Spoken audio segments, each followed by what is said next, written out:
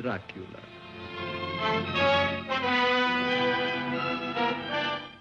A moment ago, I stumbled upon a most amazing phenomenon. Something so incredible, I mistrust my own judgment. Look. Dracula. The very mention of the name brings to mind things so evil, so fantastic, so degrading. You wonder if it isn't all a dream, a nightmare. Rats. Rats.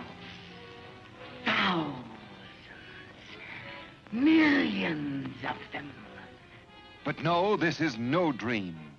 This is Dracula, the original terrifying story of a maniac and a man who lived after death, lived on human blood, took the form of a vampire bat, and lured innocent girls to a fate truly worse than death. Dracula? Oh, what's he done to you, dearie? Tell me. He came to me. He opened a thing in his arm, and he made me drink.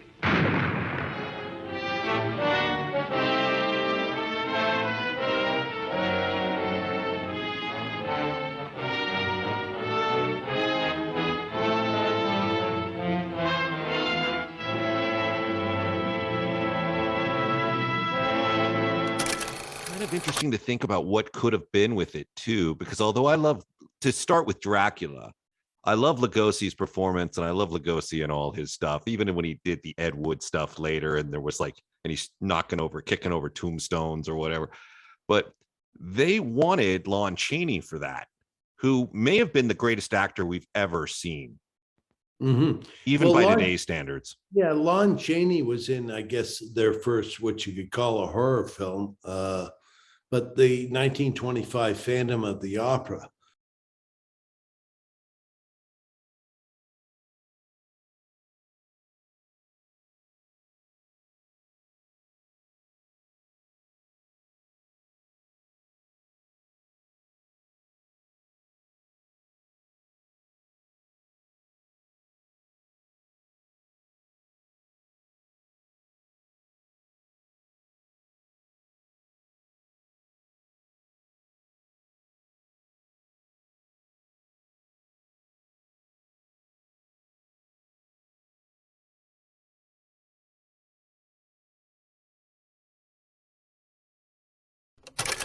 And he was just a master of makeup. He was called the Man of 1,000 Faces.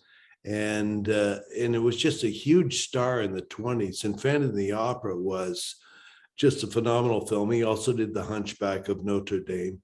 And then when they got into, it was around 1930, they were thinking of doing Dracula. They wanted him.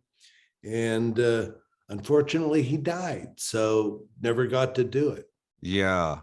Tragic death, an early death, but you wonder what could have been or what would have been. I don't want to take anything away from what Lugosi did. I mean, Lugosi was an interesting character in his own right. He was a World War I survivor, wounded, where I think he may have started his drug habit, was probably in rehab for that. But was there ever a makeup test with Chaney as Dracula? Is what I know they did London After Midnight, and that was really an impressive look. But did they ever do one for him? I don't think they did, because that was about a year and a half before they got into it. And I don't think they did a test for it. And I'm not sure whether Chaney wanted to do it because there wasn't a great deal of makeup to be done on it. I'm not sure. I could be wrong about that. Actually, I think he may have done some makeup tests based on Nosferatu, the German Dracula film, which was really astounding. And he may have looked into that and worked a little with that. I'm not really sure, but that's a possibility.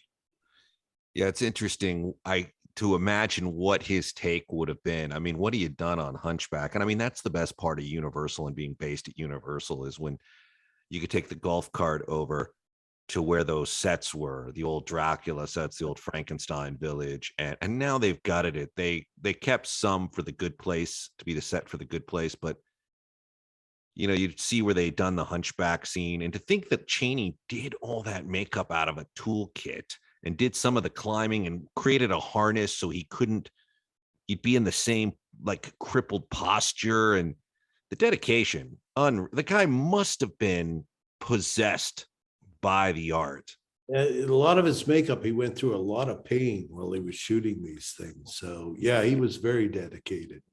And I think with the Phantom of the Opera, if I'm not mistaken, that opera set is still standing, is it not? It's been used in all kinds of movies, but I think Universal has kept it standing because it's been used in dozens and dozens of films.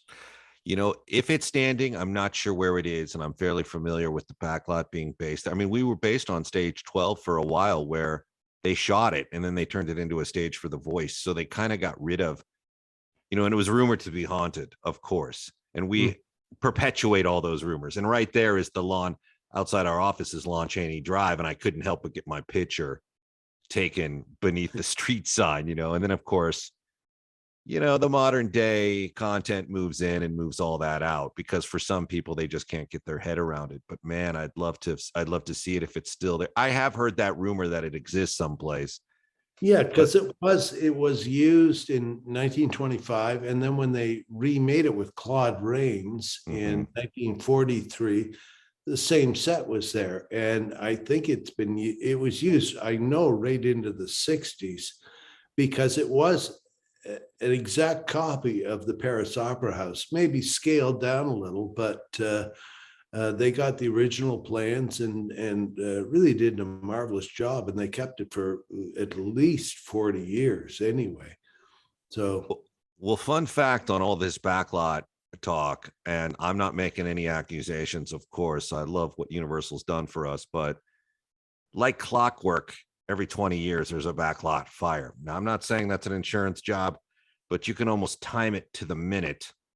And I think a lot of that, unfortunately, went up in some of those backlot fire. And Spielberg at one point helped redesign it, like for shot efficiency. But it may be ash, or a lot of the backlot is ash from the historical aspects from those fires that seem to plague us on a rather timely manner.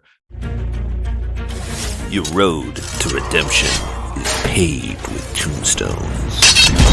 No quarter, kill all masters. Go to noquarterkillallmasters.com. Rated R.